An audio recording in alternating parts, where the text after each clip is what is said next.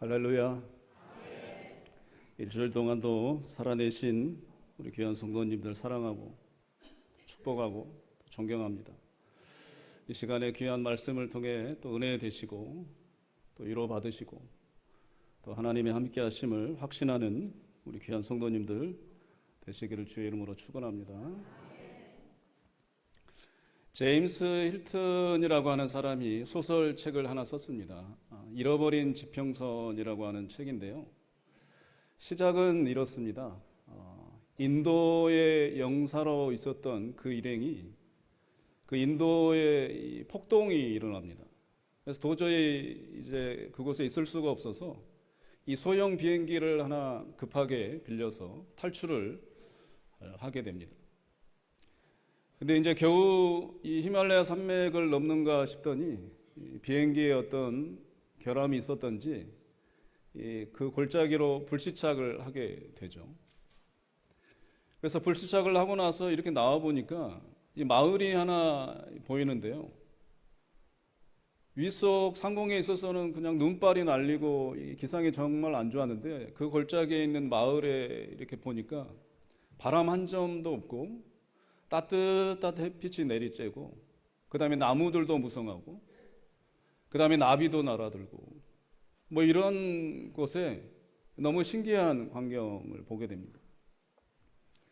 그래서 이 영국 영사가 지나가는 이 사람들을 보니까 너무 얼굴 모습도 밝고 또 맞은편에 보니까 이 금광 광산이 있는 거예요. 그러니까 상상했던 모든 것들이 그 마을에 있었더랍니다. 그래서 지나가는 사람에게 이제 묻죠. 이 마을이 도대체 어떤 마을이냐? 이 마을의 이름이 뭐냐? 그러니까 이 마을이 샹그릴라라고 그 지역 사람이 알려주는 거예요. 이 샹그릴라라는 이 뜻은 티베트 언어인데요. 이 뜻은 마음속에 있는 해와 달이라는 뜻이에요. 그 정도로 마음속에 있는 상상하는 그런 나라, 그 마을이다라고 해서 이름이 불려졌는지 모르겠습니다.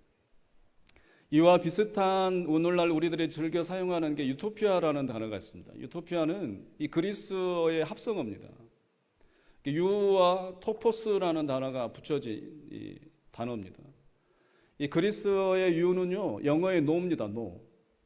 토포스는 place예요. 그러니까 합해진 단어 유토피아는 그리스어 언어의 뜻은 no place란 말이에요. 장소가 아니다.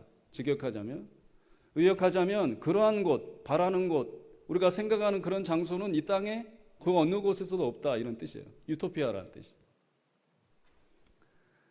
사랑하는 성도 여러분, 오늘날 문명 시대를 살아가는 여러분들에게 있어서 성경이 말씀하신 그 천국, 하나님의 나라에 대해서 어떻게 생각하십니까?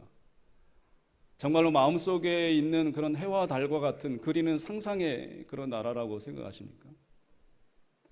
오늘 본문의 주제도 하나님의 나라입니다. 성경에 보면 이 하나님의 나라라는 용어가 특별히 부각되는, 강조되는 그 시점이 어디냐면 예수님의 이 사역 시작의 시기예요. 근데 구약 성경의 그 두꺼운 책에도 하나님의 나라는 지칭하는 정확한 단어는 없습니다. 그러나 비슷한 단어가 두 군데가 나오는데요. 여호와의 나라라는 그런 지칭이에요. 역대상 28장 5절에 나오고요. 또 하나는 역대하 13장 8절에 나옵니다. 여호와의 나라. 근데 예수님이 공생애하는 하는 시작에 있어서 이 신약 성경에는 몇 번이 사용되냐면요. 하나님의 나라와 천국이라는 이 단어가 사용되는 게 124번, 4번이에요. 신약 성경에서만. 특히 마태복음에서는 하나님의 나라를 의식적으로 피합니다. 표현하는 단어를. 그 대신 천국이라는 단어만 써요. 마태복음은. 이게 37회에 사용됐습니다. 이 성경은 독자들이 있어요. 첫 번째 독자들을 위해서 성경은 쓰여졌습니다. 이 마태복음의 독자가 누구냐면 유대인들이에요. 유대인들이란 말이에요. 유대인들에게 있어서 경건성의 이 표현이 뭐냐면 하나님의 이름을 말로 표현을 하면 이게 신성모독이라고 생각했어요. 그래서 성경을 이 필사할 때도 얼마나 경건했냐면 하나님이라고 하는 여호와라고 하는 이름이 나오면 펜을 쓰기 전에 넣고 목욕을 하러 갔어요. 목욕을 하고 와서 여호와라고 하는 단어를 쓰기 시작한 거예요. 또 나타나면 또 펜을 놓고 또 목욕 재개를 하는 거예요. 그만큼 하나님에 대한 이름에 대해서 불러서는 되지 않는다 라고 했기 때문에 이 독자인 마태복음에서는 하나님이라는 이 단어를 피하고 천국이라는 단어를 씁니다. 아무튼 이 신약 성경에 있어서 가장 강조되는 주된 이 주제가 하나님의 나라예요. 하나 더 말씀드리면 예수님의 첫 번째 메시지가 마가복음 1장 15절에 나옵니다. 거기 주제도 하나님의 나라. 예수님의 마지막 메시지가 사도행전 1장 3절에 나와요. 거기도 주제가 뭐냐면 하나님의 나라예요. 그러니까 예수님께서는 이 땅에 하나님의 나라를 말씀하시기에 오신 거죠. 오늘 본문의 주제도 마찬가지입니다. 근데 유대인들에게 있어서는 더더욱 하나님의 나라의 기대가 컸어요. 이 정치적 이 메시아에 대한 기대가 큰 거죠. 그냥 이 나라를 좀 뒤집어져 가지고 우리를 지배하고 있는 이 로마 이 정권을 좀 뒤엎었으면 좋겠다. 우리를 해방했으면 좋겠다. 그런 하나님의 나라를 기대했던 거예요. 지금 본문에 등장하는 이 시기는 어느 정도 흘렀냐면요. 이 이스라엘이 첫 번째는 바벨론, 지금 이라크 지역이잖아요. 그 다음에 페르시아, 지금의 이란이잖아요. 그 다음에 지금의 이 로마의 속국이 있는 거예요. 지금 600년이 좀 넘어 시간이 흐른 거예요. 그 600년 동안 하나님의 그 메시아, 하나님의 나라를 기다리고 있었던 거예요. 그 중에 대표적인 분파가 이 경건학파, 이 바리새파예요. 우리는 하나님의 나라가 분명 올 줄로 안다. 하나님의 그 인자라고 하는 그리스도가 와서 이 로마의 정권을 뒤집어엎고 우리를 하나님의 그 나라의 모델로 삼으실 것이다 라고 해서 믿으면서 실생활에서도 다르게 살았어요. 분리해서 살았어요. 우리는 세상 것과 어울려서 살 수 없다. 하나님의 나라를 준비해야 된다. 그래서 바리새파 이름의 뜻이 분리된 자란 뜻이에요. 구별해서 살았단 말이에요. 근데 본문에 이 바리새인들이 바리새파 이 분파가 예수님께 질문하는 게 당연해요. 예수님의 제목이 늘 하나님의 나라를 말씀했으니까. 20절에 예수님께 말씀하잖아요. 하나님의 나라가 어느 때 임하나니까. 때라는 말은 시간을 말해요. 내일입니까? 모레입니까? 아니면 10년 후입니까? 이 시간의 때를 물었는데 예수님께서는 21절에 뭐라고 답하세요? 하나님의 나라는 너희 안에 있느니라. 때를 말씀해 주신 게 아니라 하나님의 나라에 대한 실체를 말씀해 주신 거예요. 답이 질문이 때인데 시간의 때인데 답은 실체예요. 그 실체에 아주 중요한 말씀을 하셨다는 거예요. 혹자는 이렇게 해석합니다. 예수님께서 말씀하신 하나님의 나라는 너희 안에 있다 이 말은 이 너희 안에 이 마음속에 있다라고 해석을 하는 사람이 있어요. 근데 오늘 본문에 보면 누가 질문을 했냐면 바리새인이 질문한 거잖아요. 그럼 이 혹자의 주장대로 풀이를 보자면 바리새인의 마음에 지금 뭐예요? 하나님의 나라가 임했다라고 말이 되는 거잖아요. 근데 바리새인이 어떤 사람인지 좀 생각해 볼 필요가 있습니다. 바리새인의 가장 설명을 잘해놓은 장이 마태복음 23장이에요. 23장에 가보면 예수님께서 이 바리새파, 이 분파, 경건학파들을 뭐라고 하셨냐면 볼 때마다 너희들에게 화가 있을 것이다. 화 있을진저 이렇게 말씀하신단 말이에요. 그 이유를 몇 가지 좀 제가 말씀드리면 마태복음 23장 13절에 가보면 바리새인들이 어떤 사람이냐면 너희는 천국 문을 사람의 앞에 닫고 너희도 들어가지도 않고 들어가려고 하는 자도 들어가지 못하게 하는지라. 바리새인들이 지금 그러고 있단 말이에요. 성경을 잘한다고 하면서도 성경을 가르치고 있는데 사실은 실상은 천국으로 인도하는 그런 메시지를 전하는 게 아니라 아예 천국의 문에 닿지 못하도록 그 반대 방향으로 성경을 너희들은 가르치고 있다. 화 있을진저. 마태복음 23장 14절 그 다음 절은 더 가관입니다. 너희는 교인 하나를 얻기 위해서 바다와 육지를 두루 다니다가 생기면 너희보다 배나 더 지옥의 자식이 되게 하는데요. 교인 하나를 얻기 위해서 바다 육지 두루두루 다니는데 그 어렵게 얻은 교인 하나가 생기면 바리새인들보다도 더 악한 지옥의 자식으로 만든다. 이 바리새인들이 왜 두루두루 이렇게 바다와 육지를 다닌 줄 아세요?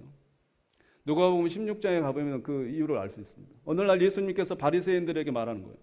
하나님과 재물을 겸하여 섬길 수 없느니라. 16장 13절. 14절에 바리새인들이 비웃습니다. 하나님과 돈을 어떻게 같이 못 섬겨? 같이 섬길 수 있지. 예수님이 섬길 수 없다라는 말에 비웃는 거예요. 그 속내가 뭔 줄 아세요? 누가복음 16장 14절에 보면 바리새인들은 뭘 좋아하는 자들이라? 돈을 좋아하는 자들. 이유를 알겠죠? 왜 두루두루 다녔는지 그 열심의 그 기준이 원인이 뭐냐면 돈 때문이라는 거예요. 마태복음 23장 20절 그 16절에 보면 그런 말씀이 있어요. 바리새인들에게 결정적인 말씀을 하세요. 바리새인들이 그렇다는 거예요.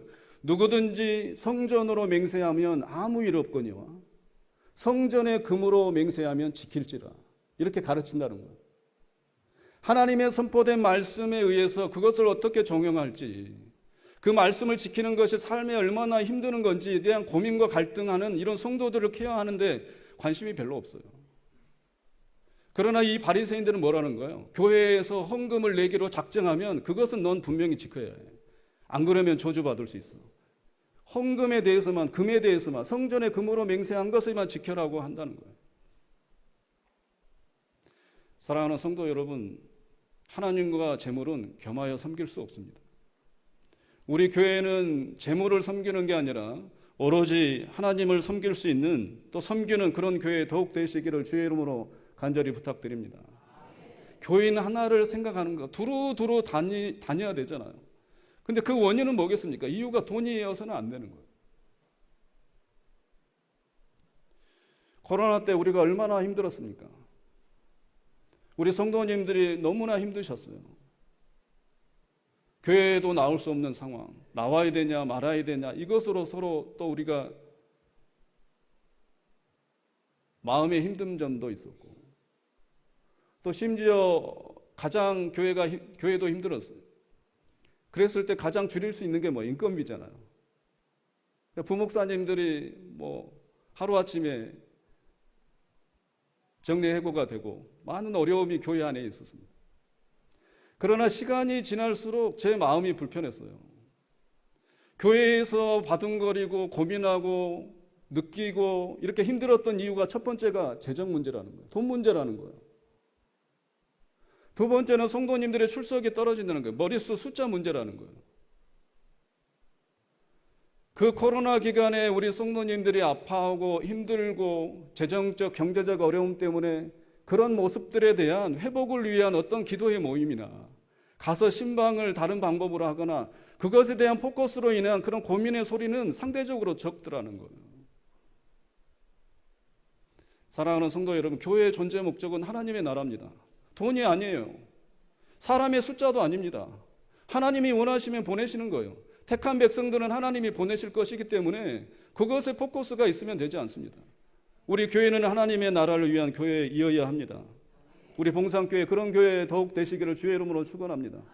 참으로 해방된 교회라는 그 책이 있어요.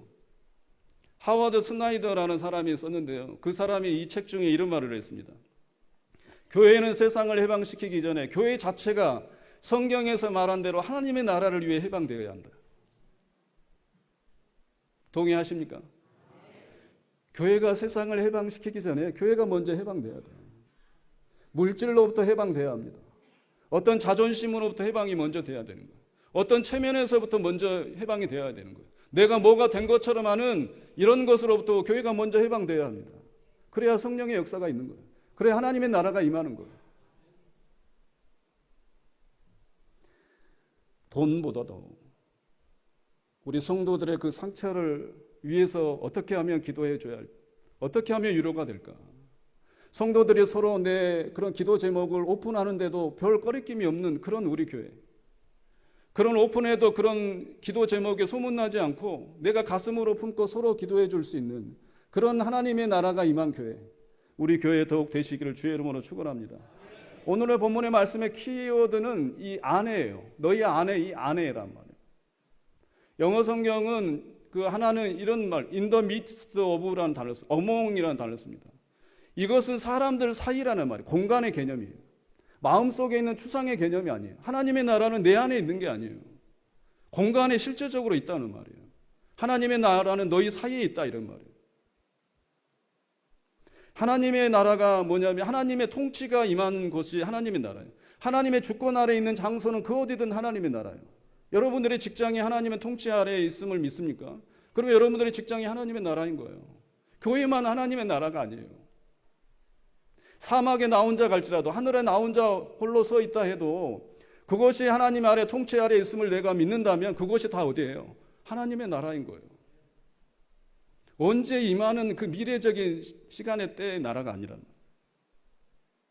누가복음 11장 14절에 가보면 예수님께서 말 못하는 귀신을 어느 날 쫓습니다. 근데 그 광경을 보고 15절에 바로 한 사람이 반응을 해요. 저 예수가 귀신을 쫓아내는 것은 바알세불, 귀신의 최고의 우두머리 그 바알세불의 힘을 입어서 귀신을 쫓아낸 거야. 판단하는 거죠. 예수님께서 누가복음 16장 20절에 그에 대응해서 말씀하시는 게 이게요. 만일 내가 하나님의 손을 힘입어 귀신을 쫓아낸다면 하나님의 나라가 이미 너희에게 임하였느니라. 이미 임하였다는 거예요. 하나님의 손을 힘입어 귀신을 쫓아내신 예수님께서는 그 말씀을 하신 거예요. 하나님의 나라가 이미 임했다. 너희 안에 있느니라. 이 말의 뜻을 어떤 학자는 손끝에 가까이 와 있다 이렇게 표현해요. 이 말은 우리가 손끝을 펴면 그곳이 어디라는 거예요? 하나님의 나라라는 거예요. 그것을 믿으면 된다는 거예요. 이미 임했기 때문에. 여러분들의 자녀에게 손끝을 펴보세요. 닿는 그 자녀에게 뭐가 임한 거예요? 하나님의 나라가 임한 거예요. 여러분들의 집안의 대문에 손을 끝을 펴보세요. 닿잖아요. 우리 집안이 뭐가 되는 거예요? 하나님의 나라가 되는 거예요. 우리 집안이 하나님의 그 역사 아래에 있기 때문에, 하나님의 주권 아래에 있는 것을 내가 묻기 때문에 손끝이 닿는 곳마다 다 하나님의 나라인 거예요.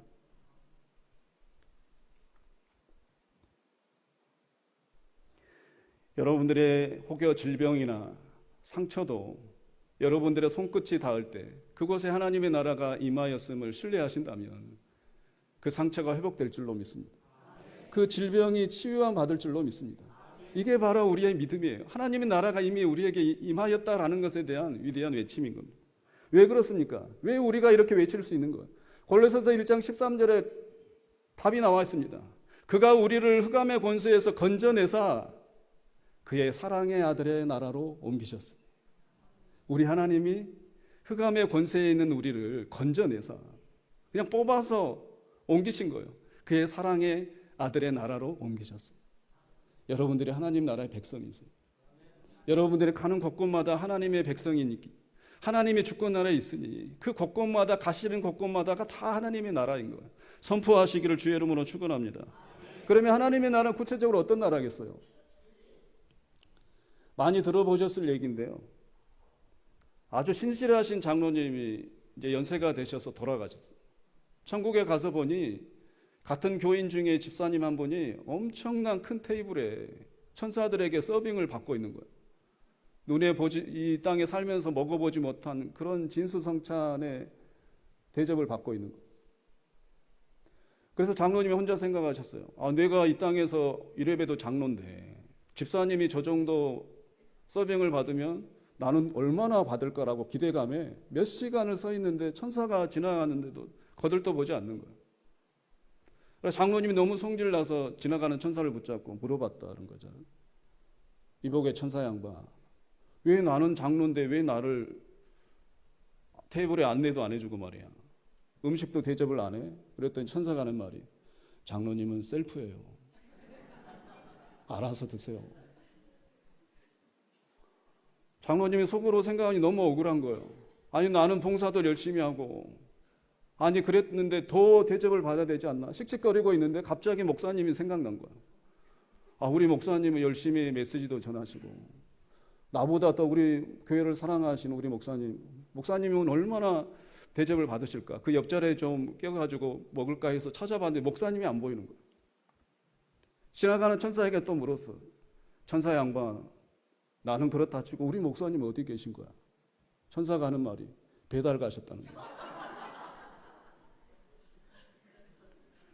사랑하는 성도 여러분, 천국은 이런 곳이 아니에요.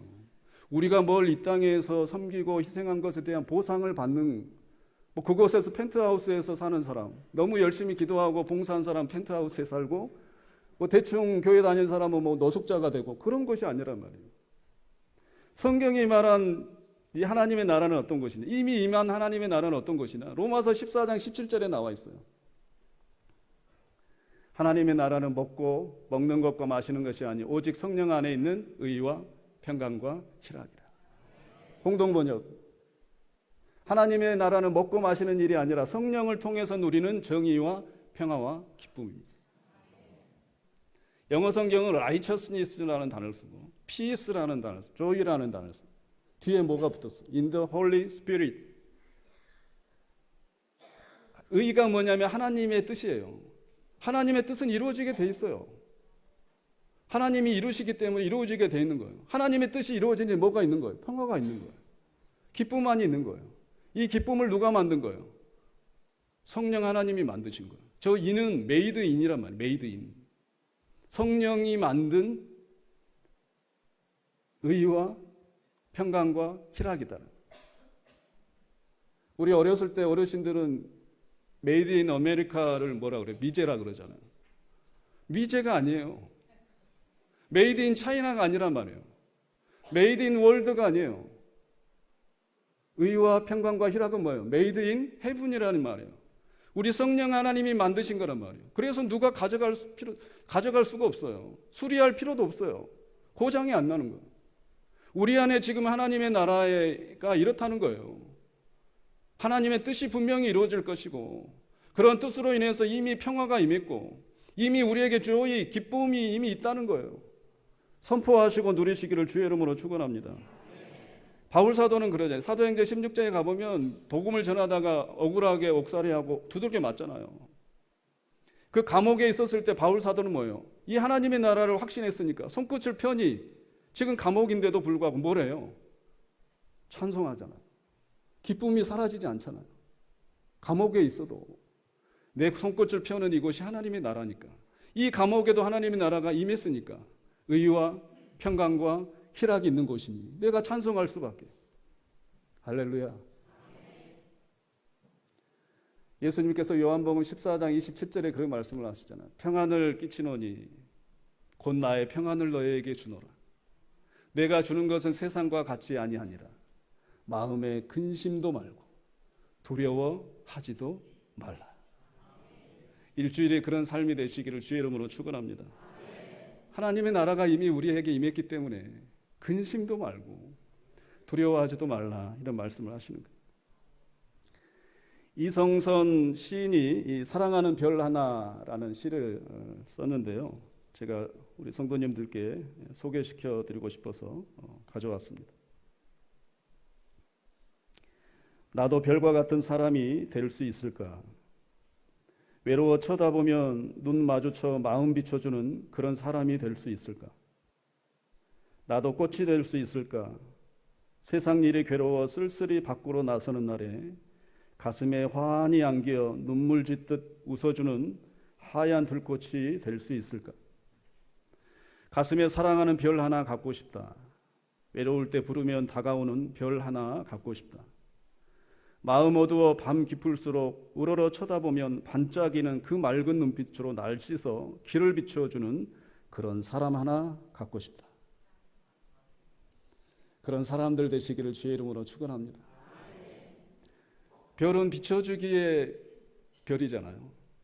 또 꽃은 나에게 웃어주니까, 아름다워 보이니까 그게 꽃인 거예요. 심지어 별이 어두움 가운데서도 비춰주는 게 참 이게 진정한 별 빛이잖아요. 꽃이라는 게 뭡니까? 떨어질 수밖에 없잖아요. 떨어진 줄 알면서도 웃어주는 그런 꽃, 이게 참 꽃이란 말이에요. 우리 귀한 봉상의 재단에 우리 귀한 모든 성도님들이 이런 별과 같은, 이런 꽃과 같은 그런 하나님의 백성들이세요. 서로 비춰주시고 서로 웃어주시고 서로 그런 사람이 되시기를 주의 이름으로 축원합니다. 왜냐하면 우리 가운데 뭐가 있어요? 메이드 인 헤븐, 세상 것이 만들어진 게 아니라 하나님의 그 나라의 의와 평강과 희락이 있기 때문에 그런 꽃과 별들이 될 수 있으시단 말이에요. 재작년에 그 기독교 라디오 방송에서 2012년부터 22년까지 설문조사를 했습니다. 우리 크리스찬들이 좋아하는 찬송이 뭔지 이렇게 순위를 매겨봤어요. 탑에 올라간 게 뭐냐면 438장 내 영혼이 은총 입어요. 아시죠? 내 영혼이 은총 입어. 원래 제목은 내 영혼이 은총 입어가 아니에요. 예수 계신 곳이 곧 천국. 이게 제목이. 이게 더 좋죠. 예수님이 계신 곳이 곧 천국이라. 제가 가장 또 좋아하는 찬송입니다. 제가 한번 찬양하겠습니다.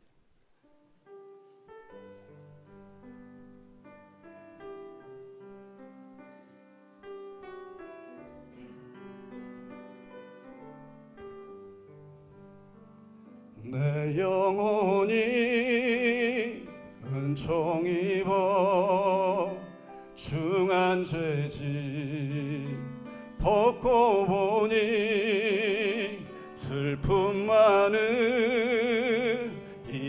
세상도 전국으로 화도다. 할렐루야 찬양하세.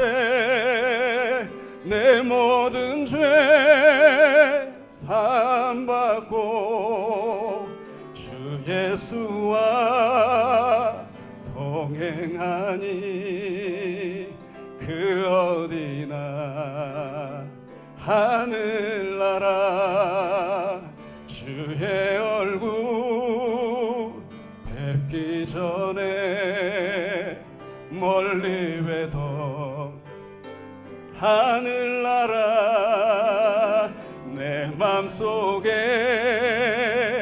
이루어지니 날로 날로 가깝도다. 할렐루야 찬양하세. 내 모든 죄 사함받고 주 예수와 동행하니 그 어디나 하늘나라. 높은 산이 거친 들이 조막이나 궁궐이나 내 주 예수 모신 곳이 그 어디나 하늘나라. 할렐루야 찬양하세. 내 모든 죄 사함받고 주 예수와 동행하니 그 어디나 하늘. 우리 3절 할까요? 산이 거친 들이 조막이나 궁궐이나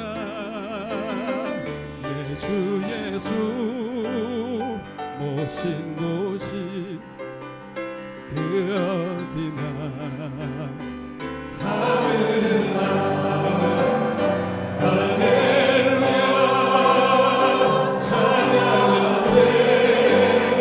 내 모든 죄 사함받고 주 예수와 동행하니 그 어디나 하늘나라. 높은 산이